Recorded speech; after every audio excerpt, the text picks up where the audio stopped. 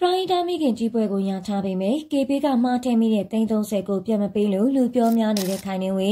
မင်္ဂလာပါရှင်ဘာမစ်နောင်မှာပြန်လည်ကြိုဆိုလိုက်ပါတယ်တနိုင်ငံလုံးကလေးစားအားထားရတဲ့ပရိုင်တာမိခင်ကြီးဆိုပြီးမဲ့ငွေလေး330ကိုတွက်ကအပိုင်စီးထားတယ်ဆိုပြီးဆွဆွဲခံနေရတာကပရိုင်တာမိခင်ကြီးခိုင်နေဝေပါဒီလိုမျိုးခိုင်နေဝေကိုစတင်ဆွဆွဲတဲ့သူကတော့မရှားထက်နွယ်ဆိုတဲ့အကောင့်ပိုင်ရှင်ဖြစ်ပါတယ်မရှားထန်တွေဟာ online shopping အထည်ရောင်းတဲ့လုပ်ငန်းကိုလုပ်ကိုင်တာဖြစ်တယ်လို့လည်းသိရပါတယ်။မရှားထန်တွေဟာခိုင်နှင်းဝေပရဟိတဖောင်ဒေးရှင်းကိုလည်းမကြာခဏငွေလိုဘူးတယ်လို့ဆိုပါတယ်။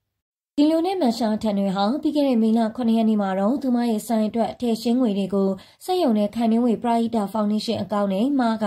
လွှဲမိတယ်လို့ဆိုပါတယ်။ဒါကလည်းမရှားထန်တွေဟာသူမရဲ့တငယ်ချင်းတွေစီးပွားရေးအဖွဲ့တွေနဲ့အတူခိုင်နှင်းဝေပရဟိတဖောင်ဒေးရှင်းကိုမကြာခဏငွေလိုနေတာမဟုတ်လေခိုင်နှင်းဝေရဲ့ဖောင်ဒေးရှင်းဘဏ်အကောင့်ကသူမဖုန်းထဲရှိနေတာမို့မှားလွှဲမိတာဖြစ်ကြောင်းရှင်းပြပါတယ်။ဒါကြောင့်လည်းမရှားထန်တွေဟာငွေမှားလွှဲမိပြီးချင်းတနာရီတွင်ခိုင်နှင်းဝေပရဟိတဖောင်ဒေးရှင်းရုံးကိုသွားခဲ့တယ်လို့ဆိုပါတယ်။ဒီလိုချိန်မှာရုံးဘက်ကခိုင်နှင်းဝေကပျော်ပွဲကိုရောက်နေလို့နောက်၄-၅ရက်မှပြန်လာဖို့ပြောခဲ့တယ်လို့မရှားထန်တွေကသူမကြုံတွေ့ခဲ့ရတာကိုရှင်းပြပါတယ်။ဒီလိုနဲ့မရှားထန်တွေဟာခိုင်နှင်းဝေပရဟိတဖောင်ဒေးရှင်းရုံးကိုကိုမလွှဲမိခဲ့တဲ့ငွေပမာဏ329သိန်းကျော်330နီးပါးကိုပြန်ရဖို့အချိန်ချင်းသွားရောက်ခဲ့ပြီးမြနေရွှေရက်ရွှေလုံနေခဲ့တယ်လို့ဆိုပါတယ်။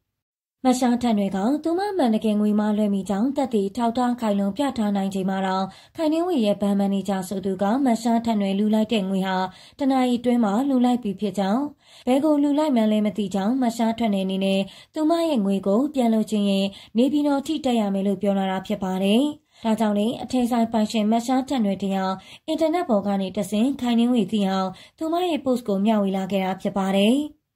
မရှားထန်တွေကခိုင်နှင်းဝေအနေနဲ့သူမငွေမှားလွှဲမိတဲ့သက်သေထောက်ထားပြည်စုံပြနိုင်တာတော့ငွေ330ပြန်မြတဲ့အပေါ်မှာမိကုံးထုတ်လိုက်တာဖြစ်ပါတယ်။အထူးသဖြင့်ခိုင်နှင်းဝေဟာတနိုင်ငံလုံးကိုမြစ်တာထားနိုင်တဲ့စေတနာရှင်မြစ်တာရှင်မကြီးဖြစ်နေပေမဲ့သူမအာပေါမတက်ရောင်းချထားတဲ့ရှာဖွေထားတဲ့ချွေးနှင်းစာ330ကိုပြန်မပေးနိုင်ဘူးလားလို့ဆိုပါတယ်။တခြားသောသူတွေကလည်းမရှားထန်တွေအနေနဲ့ခိုင်နှင်းဝေပရဟိတဖောင်ဒေးရှင်းကိုငွေမှားလွှဲမိတဲ့သက်သေစုံနေတာတောင်အဖွဲ့အစည်းတစ်ခုအနေနဲ့ငွေပါကြောင့်ပြန်မပေးသလဲဆိုပြီးပြောလာတာပါ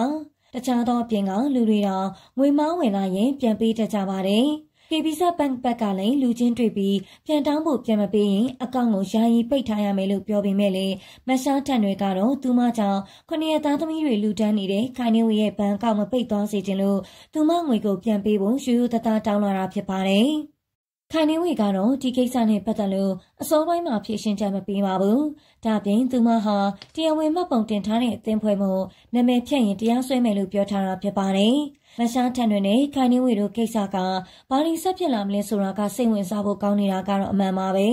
ဒီဗီဒီယိုကိုကြည့်ရှုနေကြတဲ့ပရိသတ်တွေကရောမရှားထန်တွေနဲ့ခိုင်နှင်းဝေဘသူမှန်လို့ဘသူမှားတယ်ထင်ကြပါသလဲမိမိတို့အမြင်ကိုပြောသွားကြပါအောင်ရှင်